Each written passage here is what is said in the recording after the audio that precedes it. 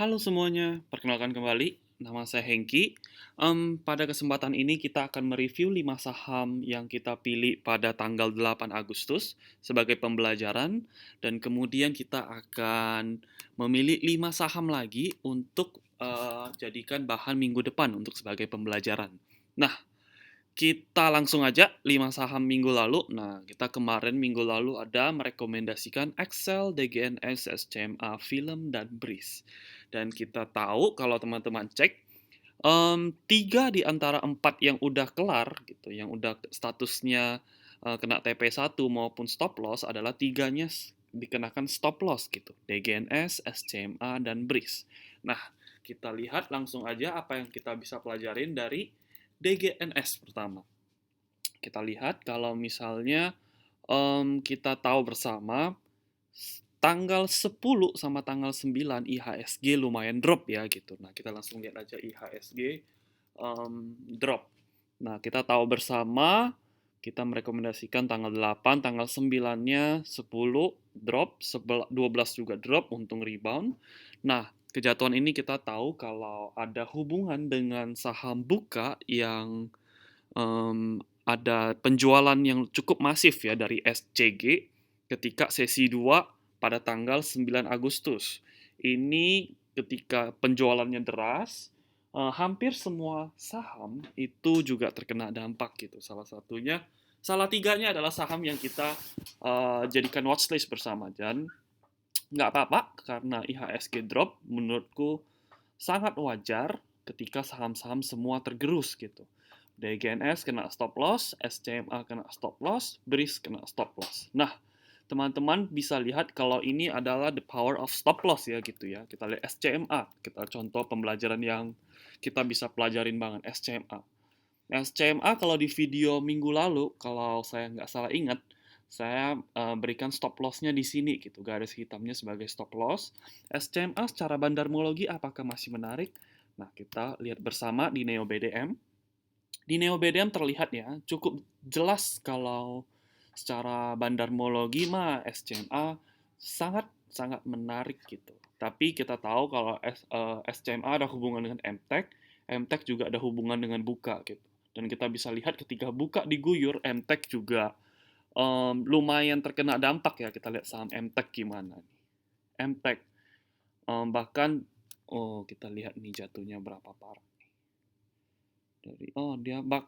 MTEK bahkan sebelum tanggal 9 Agustus udah drop gitu, tanggal 10.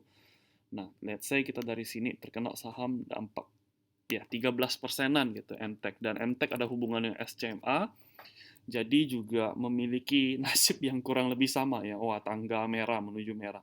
Dan ketika kita stop loss di sini ya udah, kita udah batasin, kita tidak perlu dananya nyangkut di di satu emiten dan nunggu cukup lumayan lama dan turun minusnya makin gede gitu. Jadi pentingnya stop loss gitu. Stop loss ibaratkan itu rem darurat. Jadi trading plan ini dibutuhkan banget untuk mencegah sesuatu yang kita nggak mau gitu. Karena kita ketika membuat trading plan, pentingnya bikin trading plan adalah ketika kita ada trading plan, kita ada TP, ada stop loss, jadi kita nggak panik ketika kondisi diguyur gitu. Walaupun ya sejujurnya saya panik juga waktu itu ketika buka diguyur. Paniknya kenapa? Paniknya ketika buka diguyur, sekuritas yang saya pakai mayoritas nggak bisa gerak gitu. Baik yang di iPod maupun di sekuritas lain, misalnya JUC, Mirai, saya agak terkendala gitu ya. Dan refresh tiba-tiba bisa langsung ARB gitu rata-rata. Tapi yang nggak apa-apa, ini jarang terjadi. Cuman yang mau saya katakan di sini adalah trading plan itu penting supaya kita nggak panik kalau di market biasa gitu. Kalau drop, ya kalau kena stop loss mendekati akhir sesi atau guyurannya keras, ya udah tinggal eksekusi gitu. Karena trading plan ini membuat kita siap dalam kondisi apapun gitu. Karena trading plan juga memberikan kita, oh kalau ada resikonya itu kayak gini loh. Resikonya kamu kehilangan berapa persen. Jadi trading plan itu dibutuhkan dalam trading, selalu harus ada trading plan. Entry point, exit point, baik itu TP maupun stop loss.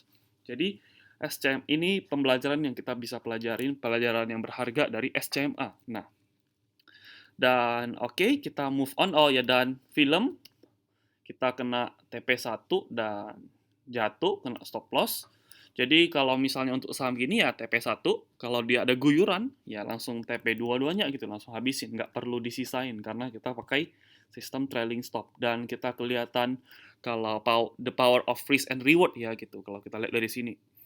Kita 8% sekali profit, dan kita minusnya ini berapa ini? 9, 9, 12 kurang lebih 13% gitu. Jadi kita salah satu kali, kita benar satu kali, diperbolehkan salah 2 kali kurang lebih.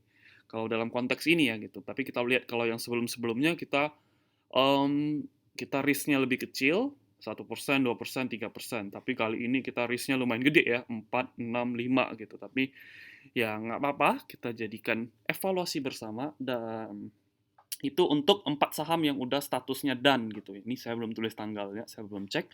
Dan yang ada satu tersisa yaitu Excel. Nah, Excel ini menarik ya. Ini kasusnya cukup epic, bisa dibilang epic comeback gitu.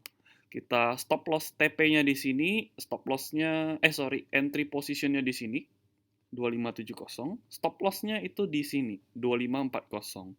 Ketika kita rekomendasikan, maksudnya kita pilih untuk pembelajaran pertama 9 Agustus, dia drop, belum kena stop loss. Opening gap down-nya lumayan parah gitu. Gap down-nya lumayan parah, dan kita ingat kalau kita menggunakan buffer zone gitu. Kita eksekusi plan-nya dekat-dekat closing. Nah, jadi ada plus minusnya untuk eksekusi dekat-dekat closing maupun tidak gitu. Ini syukur, ini keangkat lagi. Jadi kita nggak kena stop loss dan dia opening gap up lagi. Nah, jadi Excel kita masih tahan untuk saham Excel. Dan udah, ini 5 saham yang kita bisa pelajari suatu hal. Dan untuk 5 saham minggu depan apa aja gitu. Nah, yang pertama, kita melirik saham. Ini sahamnya saham Harum. Kita cek kenapa Harum menarik. Dari segi bandarmologi, Harum. Dari segi bandarmologi masih menarik ya kalau Harum. Belum ada distribusi yang berarti dari Harum, dan kejatuhan ini itu karena laba Harum itu jelek. Tapi kejatuhannya tanggal 3 gitu di sini. Nah, kejatuhannya distribusi dari foreign-nya, tapi ditampung oleh institusi gitu. Dan yang saya suka lihat gitu, terlepas siapapun yang distribusi, yang penting saya lihat retailnya. Nah, retailnya ngapain?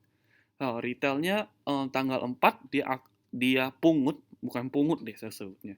Mungkin dia dapat karena diguyur kan. Jadi ketika ada yang jualan pasti harus ada yang beli.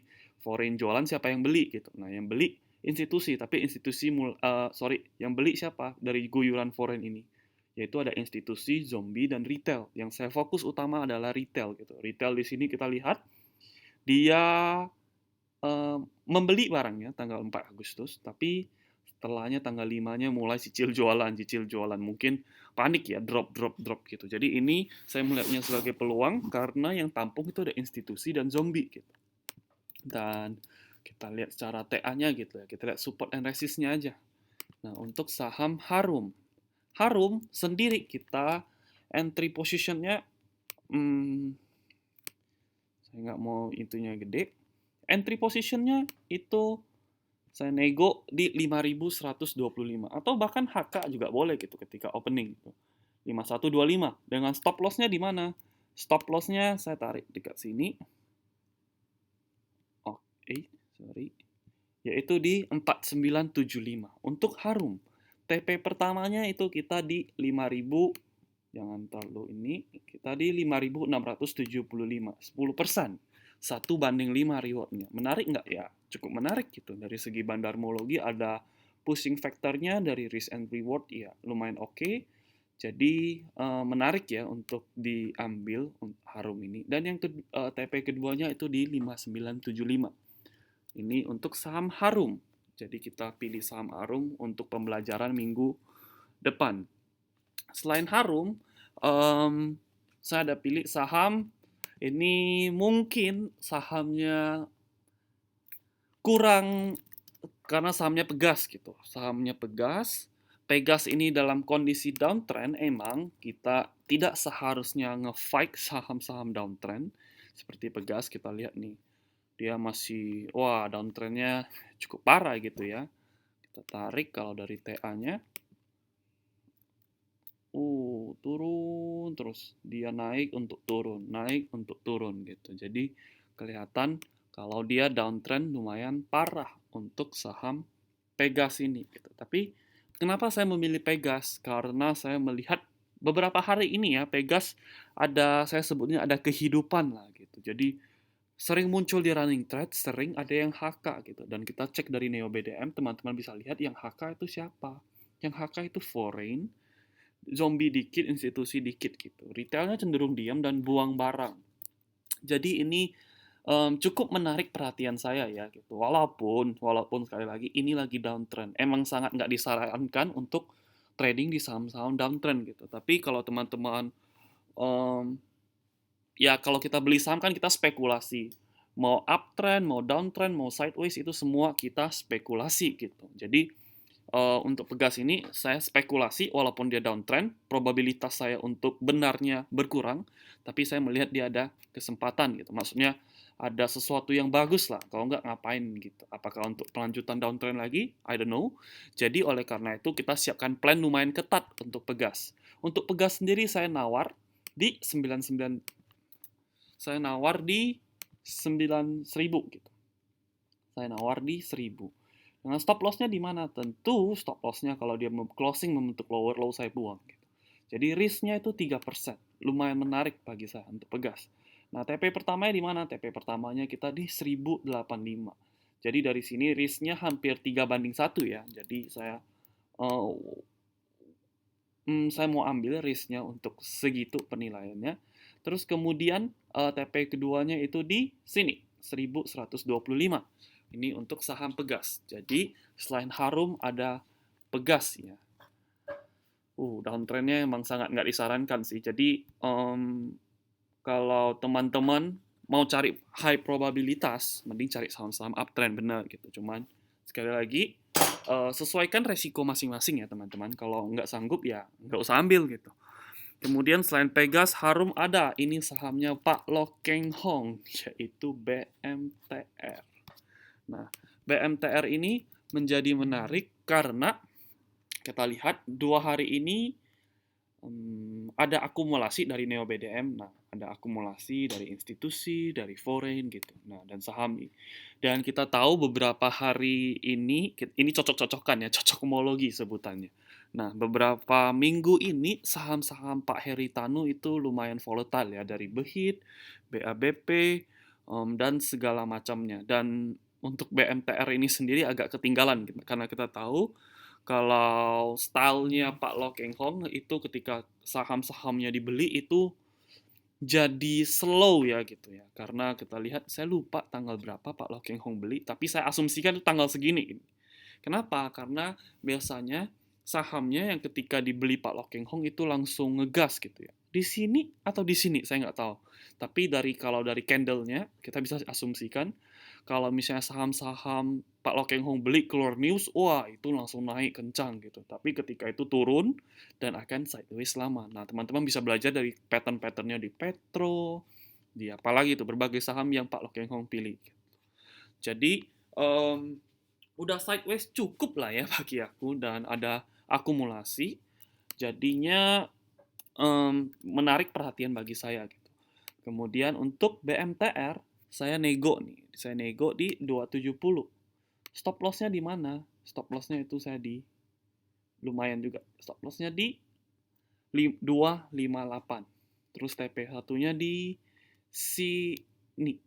Oke, 308 agak jauh ya. Dan untuk saham BMTR ya teman-teman harus stylenya sama kayak Pak Lo Keng Hong, yaitu panjang sabar gitu. Nggak bisa beli sehari langsung ARA atau kayak saham-saham volatile lainnya. Jadi untuk BMTR saya harus sabar lah untuk BMTR. Dan untuk saat ini IHSG bagiku ya enggak buruk, tapi enggak bagus-bagus banget gitu. Jadi kita milih saham-saham yang less volatile, yang kurang defense, yang agak defensif lah gitu. Jadi BMTR bagiku lumayan defensif, Harum juga lumayan defensif, Pegas downtrend, volatile, tapi risk and reward-nya menarik gitu. Itu 3 saham. Dan saham keempat adalah SMGR. Nah, sebenarnya saham-saham yang semen-semen ini menarik ya gitu ya. Pertama sih yang lebih menarik tentunya INTP, tapi INTP naiknya udah cukup tinggi, jadi teman-teman bisa pilih yang saham keempat dan kelima ini. Saham yang keempat ini teman-teman bisa pilih antara INTP atau SMGR. Kalau INTP negonya di sini. Kalau saya INTP maunya cuman hanya di 1.250 gitu untuk INTP. Tapi kalau SMGR, saya kenapa memilih SMGR karena ini bagiku risk and reward-nya lebih menarik gitu. Saya nego untuk SMGR di harga 8.650 dengan stop loss-nya di 8.225, TP satunya langsung di 9.700. Jadi rasionya hampir 3:1 ya. Ini untuk SMGR. Terus kemudian saham yang kelima, saham terakhir adalah sahamnya Belfin ya, CSKY gitu. Jadi ini sekali lagi ini volatile. Kalau saya sebutnya nggak volatile, saya sebutnya saham-saham dajal, karena kalau orang yang nggak kuat bisa mabuk. Jadi terserah teman-teman mau ambil atau enggak, tapi kita jadikan pembelajaran bersama. Kita entry point-nya adalah 141 dengan stop loss-nya di 135 apabila dia membentuk lower low-nya. Dan kita TP-nya di 162. Sekali lagi teman-teman, ini volatile. Jadi ini 5 saham yang kita jadikan watchlist bersama. Ada Pegas, Harum, BMTR, SMGR, dan JSky. Dan saya ingatkan lagi, JSky lumayan volatile. Jangan hold kalau kalian udah kena stop loss gitu. Jangan, bisa dibawa turun terus-terusan gitu. Kita lihat sini, turun dar. Jadi nggak baik.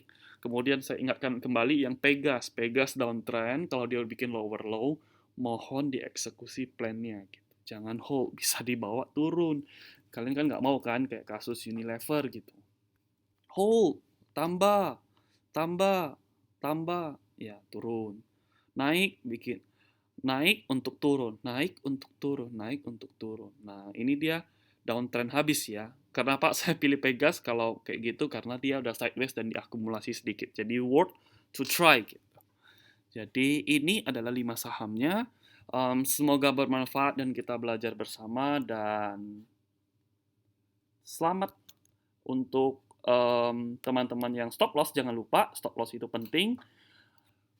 Ini minggu lalu adalah minggu yang bagiku kurang menyenangkan karena secara pribadi selain saham ini saya juga stop loss banyak saham. Jadi nggak perlu berkecil hati karena inilah trading gitu ya kan. Kita minggu 1 bulan awal kita lihat profitnya lumayan gitu kan, pertumbuhan 10% Porto, 10% Porto, terus ada minus juga 1% Porto, 1% Porto. Jadi ya wajar-wajar aja gitu selagi risknya kita bisa terima.